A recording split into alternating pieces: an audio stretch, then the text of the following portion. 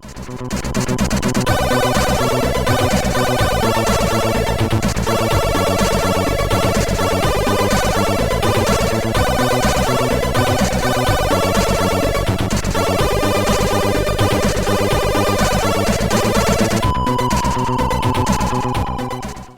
for some classic dungeon crawling action this time around.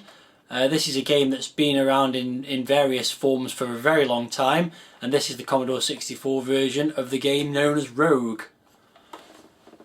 Okay, so here's the front cover. Pretty straightforward stuff. It's one of these later Mastertronic releases with the white bar down the side of it with the Mastertronic logo on.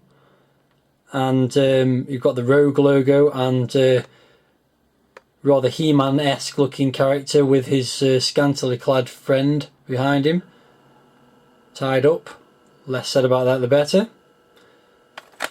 Setting the scene for a dungeon crawling action, and there's the spine, pretty straightforward stuff as well. And on the back we've got some screenshots which you have to zoom in very closely on to see. They're not very spectacular looking. As I mentioned, this is quite an old game, even at this point when it was released on this Mastertronic offering.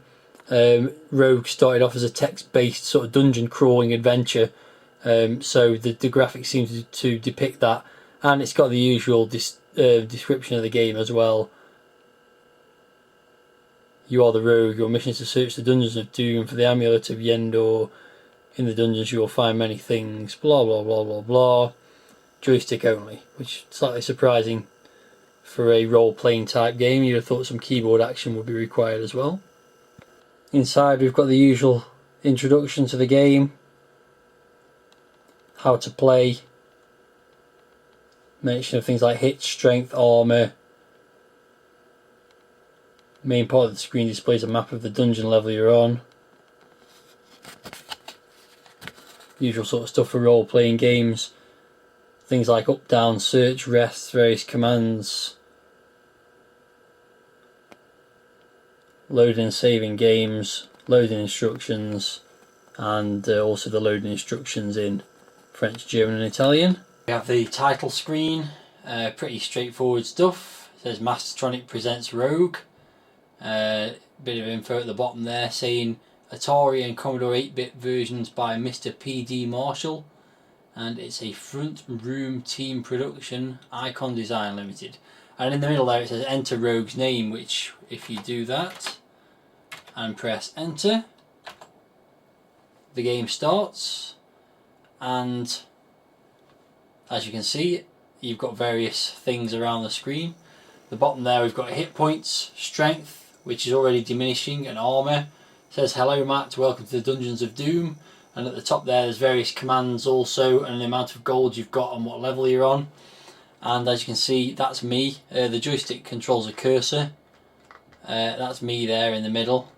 And this is a sort of enhanced version of the original Rogue game, which was an ASCII text based game for I guess a PC originally, or Unix or something like that, I'm not sure. So that's a door, and if you point to where you want to walk and hold down the fire button, he walks in the direction, your little dude. That's some gold. Pick that up. It says you found 100 gold pieces.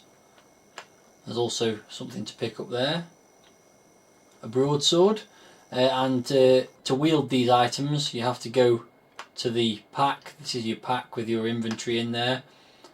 So if you press fire on the broadsword that I just picked up, you can wield it. Actually, you don't press on the button to wield it, you press W. And you might have heard a little bleep there. That's pretty much the only sound effects in the whole game. So that's got hit points of 4. You've also got food, which you can eat at any point, which I won't do at the moment, so press F for finish. And some ring mail, which you can wear, and you see your armour level has just gone up. So the idea is that you, with your little guy, you've got to make your way down to the dungeon's lower levels and retrieve something that I've forgotten what it is, some kind of amulet or something. And you do that by wandering around the dungeons, and eventually you'll find some stairs. Up the top here you can also search, which just says hmm. You can also rest, which says zzz, but doesn't seem to do anything otherwise. And you can also go up or down, but only when you find a staircase. So let's have a wander around the dungeon and see what we can find. So you can walk down these little corridors, and oh, there's some baddies. And to fight the baddies, basically you just walk into them and the fight commences, and you either win or lose. Usually, on past goes, I've found that you lose. So, I wonder what happens with this stick. Can I wield the stick?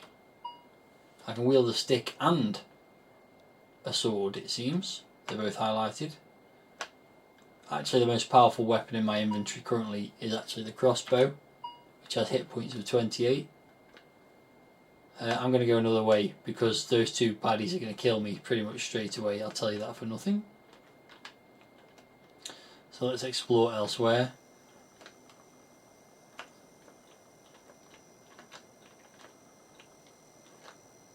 That's a small room.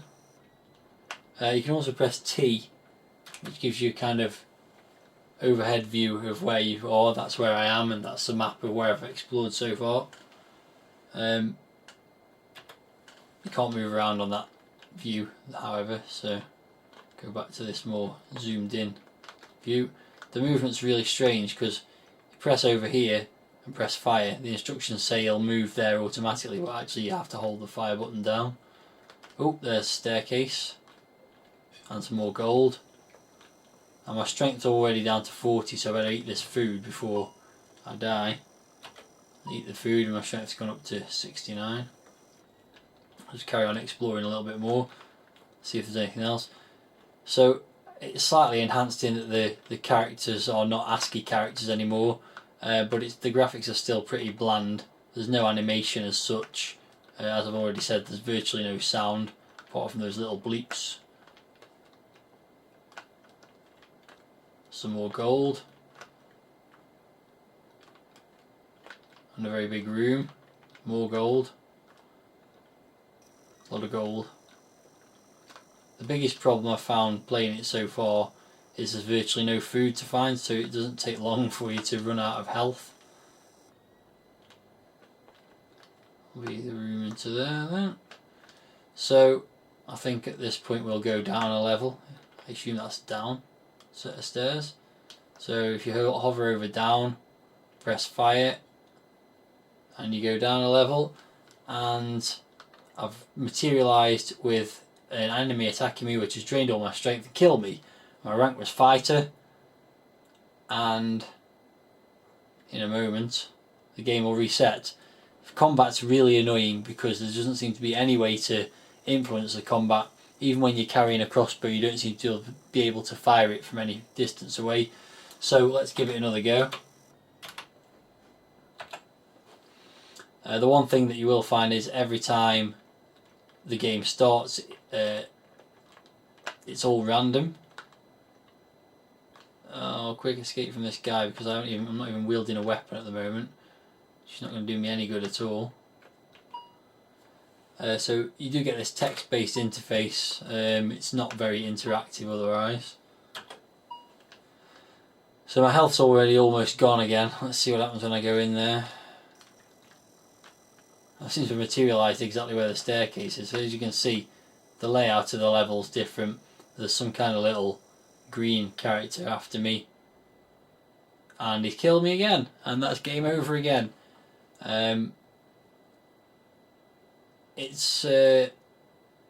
Back in the day it might have been quite an exciting kind of role-playing adventure, but it's pretty dull really by today's standards, or even by the standards of the late 80s when this version of the game was released. So I'll go once more, see if I can find anything more interesting this time. But it doesn't seem to matter what you do. As soon as you come into combat with anyone, unless you've found some incredibly powerful armour, you're in trouble. So I came to a sticky end on that last adventure, and I'm here again. and I've picked up a scroll which you can read, and it says what a puzzling scroll, and that seems to be it. It doesn't seem to have done anything or performed any kind of action.